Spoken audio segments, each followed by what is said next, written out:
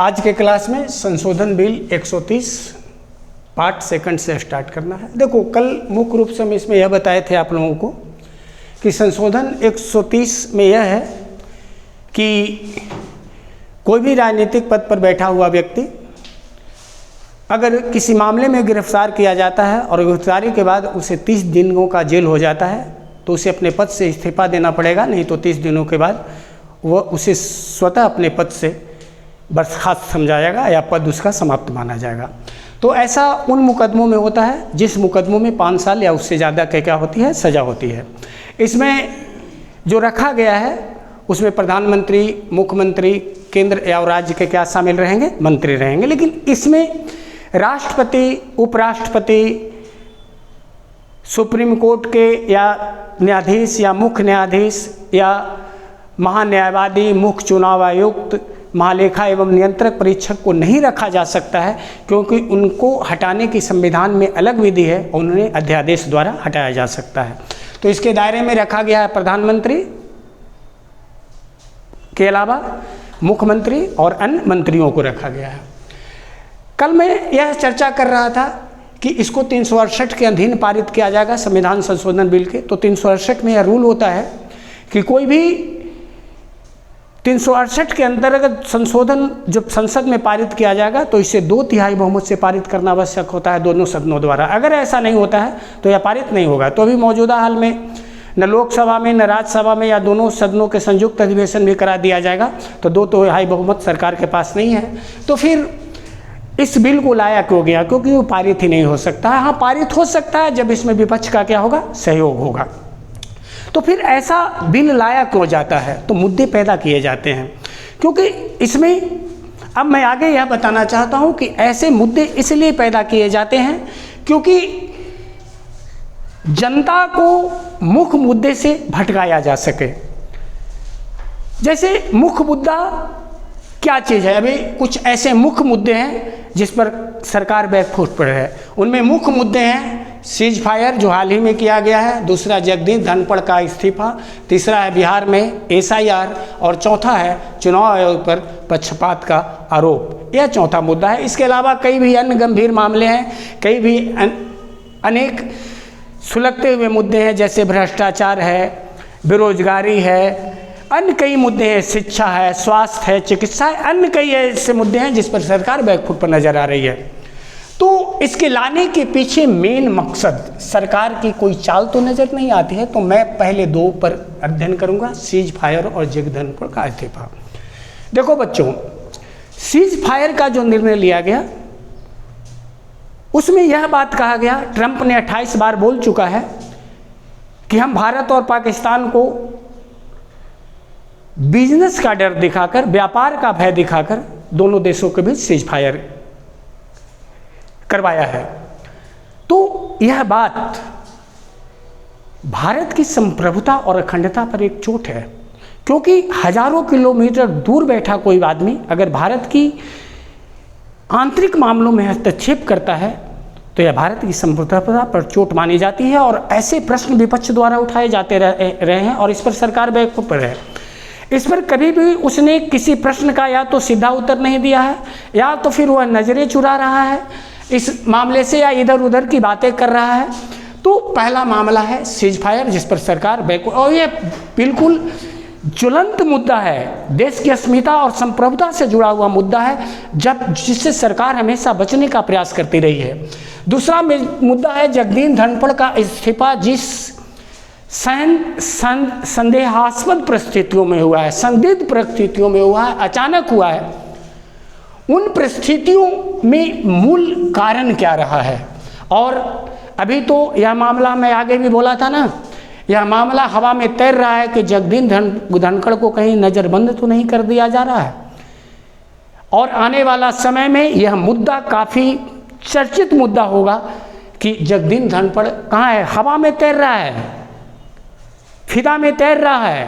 और मीडिया में उपराष्ट्रपति पद कोई साधारण पद नहीं होता है। तो मीडिया अगर ऐसा कोई इस्तीफा देता ना तो मीडिया रोज़ उसके पीछे आगे पीछे घूमते जाते, रोज़ टीवी के चैनलों पर डिबेट होता रहता, लेकिन इनके इस्तीफे के कारण के बाद होने के बाद कोई भी इससे इंटरव्यू लेने तक नहीं गया है, न कभी मीडिया के किसी चैनल पर इसे दिखाया जा रहा है। तो यह बहुत गंभीर मुद्दा है, कोई साधारण व्यक्ति नहीं है, देश के एक संवैधानिक पद पर बैठा हुआ क्या था, मुख्य व्यक्ति था। अब तो यह भी उठने लगा है मुद्दा कि कहीं जगदीप धनखड़ इस्तीफा दिए थे कि नहीं दिए थे, क्योंकि जब भी कोई उपराष्ट्रपति अपना इस्तीफा सौंपता है तो राष्ट्रपति को अपना इस्तीफा हस्ताक्षर सहित लिखित देता है। तो विपक्ष यह भी मांग कर रहा है कि उसका लिखित हस्ताक्षर क्या होगा, देने गए हैं कि नहीं, उसका फोटो तो होगा, उसका रील तो होगा जो दुनिया को आप दिखाइए। तो देखो, मुख्य जो जगदीप धनखड़ का इस्तीफा जिन परिस्थितियों में लग रहा है उसमें कहीं इससे इन दोनों को एक साथ देखें तो कोई मुख्य चीज़ जुड़ा हुआ तो नहीं है, राज्य की बात तो नहीं है। क्योंकि सीज फायर में जब युद्ध की स्थिति थी तो युद्ध की स्थिति में जब युद्ध की घोषणा होती है तो देश में आपातकाल लग जाता है, और आपातकाल के बाद राष्ट्रपति को अगर स्वतः समाधान हो जाता है तो पूरे देश में आपातकाल की स्थिति हो जाती है। और आपातकाल की स्थिति को कौन शासन कहते हैं, राष्ट्रपति शासन। पूरे देश में राष्ट्रपति शासन लग जाता है। तो अगर राष्ट्रपति शासन लग जाता तो कहीं मौजूदा सरकार ये नहीं चाहती थी कि यहाँ देश में राष्ट्रपति शासन लागू हो जाए, और अगर एक बार लग जाता ना तो 30 दिनों के अंदर इसे कोई हटा भी नहीं सकता है। तो कहीं इस सरकार के उखाड़ने का कोई साजिश जगदीप धनखड़ तो नहीं रच रहे थे, राष्ट्रपति शासन लगाया जाना या उस सरकार को बर्खास्त करने का कोई साजिश में तो शामिल नहीं है। इस मुद्दे से बिल्कुल इनकार नहीं किया जा सकता है, क्योंकि सीज फायर अचानक की गई थी, इसलिए इस मुद्दे से इनकार किया नहीं जा सकता है। हो सकता है कि इसी धोखाधड़ी का या इसी गलती का जगदीप धनखड़ को भरपाई करनी पड़ी है, और कहीं अगर वो सामने आ जाते हैं, इन मुद्दे को उछाल देते हैं तो ये बहुत बड़ा देश के लिए संकट की और विवाद की स्थिति पैदा कर देगी। तीसरा, बिहार में आप SIR जानने रहे हैं कि बिहार में SIR वोट बचाओ यात्रा चल रहा है, और इसमें सरकार दिल्ली की गद्दी तक हिल जा रही है। सिंहासन खाली करो, जनता आती है, ऐसे नारों से बिहार की फिदाएं गूंज रही हैं। तो सरकार इस स्थिति में भी बैकफुट पर है, और कहीं यह जो ज्वलंत मुद्दा है, इस मुद्दों से ध्यान भटकाने के लिए तो नहीं संशोधन बिल 130 लाया गया है। चुनाव आयोग पर पक्षपात का आरोप भी लग रहा है। चुनाव पर यह आरोप है कि वह मौजूदा सरकार के मिनी गठबंधन से ही वह NRC करवा रहा है, और कुछ ऐसे मतदाताओं का वोट हटाना चाह रहा है जो मतदाता उसके विपक्ष करते हैं या उसके विपक्ष में वोट नहीं देते हैं। तो ये मामला भी हो सकता है, इन मुद्दों से भी ध्यान भटकाया जा सकता है। अगर बच्चों मान लिया जाए अभी तो ये विपक्ष, अब तुम कहोगे कि मूल समीक्षा बता दीजिए, तो विपक्ष को, क्योंकि यह जो मुद्दा है, यह मुद्दा नैतिकता का है, ईमानदारी का है, शुद्धिकरण का है, राजनीति में सबसे ज़्यादा गंदगी है, ऐसे भी लाना चाहिए। तो विपक्ष को इसका विरोध नहीं करना चाहिए। एक शिक्षक के रूप में मैं यह सोचता हूं कि विपक्ष को इसको सहयोग करना चाहिए, लेकिन इसका दुरुपयोग नहीं हो, कोई सरकार इसका दुरुपयोग नहीं करे, क्योंकि भारत में नीतियों की कमी नहीं है, भारत में नीयत की कमी है। अगर ऐसा दुरुपयोग होता है तो विपक्ष को सिर्फ एक मांग करनी चाहिए कि इस बिल में एक मुद्दा और जोड़ दीजिए कि अगर कोई व्यक्ति को झूठा केस में फंसाया जाता है और अगर उसका दोष सिद्ध नहीं होता है तो जिसने भी ऐसा आरोप लगाया है उस व्यक्ति को 5 साल की सज़ा हो या फिर उसका आजीवन कारावास हो, क्योंकि जो व्यक्ति को गलत केस में फंसाया जाएगा, ऐसा व्यक्ति अगर बाद में दोष मुक्त हो जाता है तो जो बेचारा को बदनामी हुई, जिस व्यक्ति को ऐसी सज़ा मिली जो वह ऐसा काम के लिए सज़ा मिला है, ऐसा अपराध के लिए सज़ा मिला है जो उसने किया ही नहीं है, और इसके लिए अगर वह जेल चला गया है, उसका पद से छुट्टी मिल गई हो,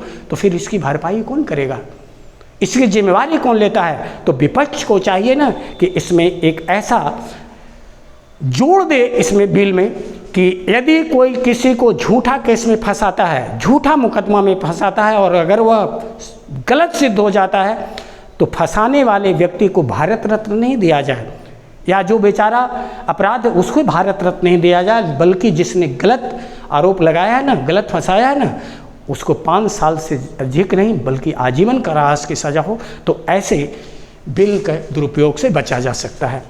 यदि मान लो बच्चों कि इस बिल को अगर पारित भी कर दिया जाता है तो इस बिल में कई चीज़ें ऐसी हैं, जैसे किसी को अनुच्छेद, देखो हो सकता है इसको उच्चतम न्यायालय भी इसको गलत ठहरा दे या इस बिल को निरस्त कर दे, क्योंकि इसमें अनुच्छेद उल्लंघन होता है किसका?